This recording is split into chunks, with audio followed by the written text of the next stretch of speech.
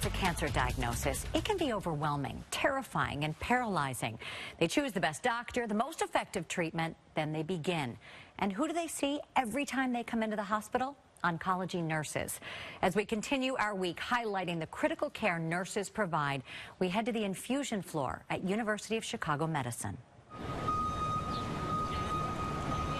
Let me just take a look at your chart, and then what I'm going to do is print your blood orders. For 2 decades, Noy Guevara surrounded himself with cancer patients, 200 per day in a 10-hour shift.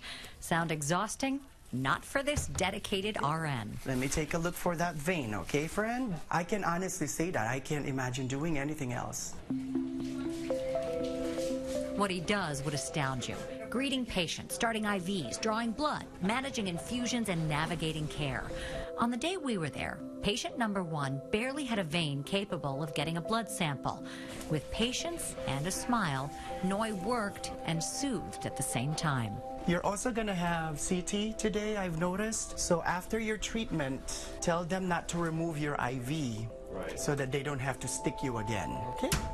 All right. He runs the samples to the lab transport, stops to fill out the electronic chart. Then it's back for patient number 2.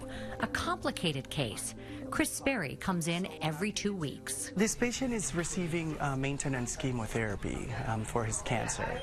And part of his treatment is he has what we call an intrahepatic pump. In layman's terms, it's the liver pump. Noy has to calculate dosing, adding math to his many caregiving tasks. It's very critical that we instill the correct amount so that we avoid that friction and that discomfort that it may cause and complications. All right, friend. You okay? I'm good. Okay. We are in place.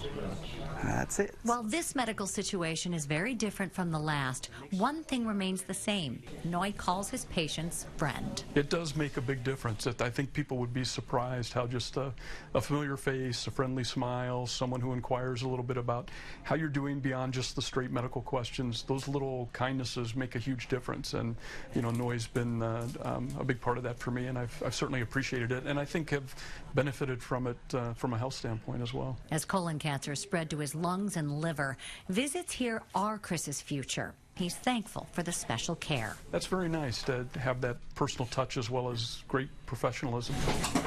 That includes proper disposal of syringes. Every detail is essential. Then the next chart and on to the next patient.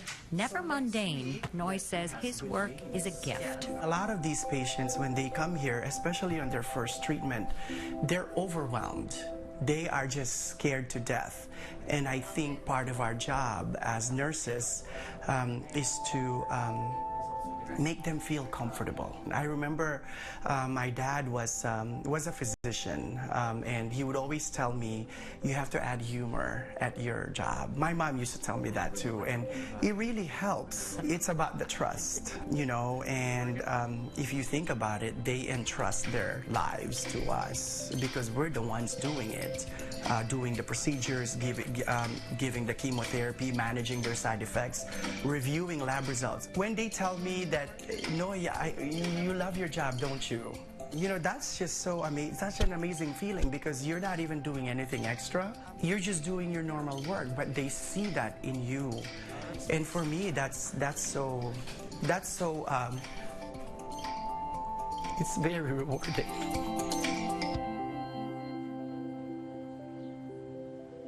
With good care, the rewards snowball. So tonight, a special shout out to all oncology nurses. Tomorrow night, we tackle a growing problem for families and nurses, dementia and Alzheimer's. Meet a memory care nurse you will not soon forget. Back to you. Thank you, Dina. Police in Texas.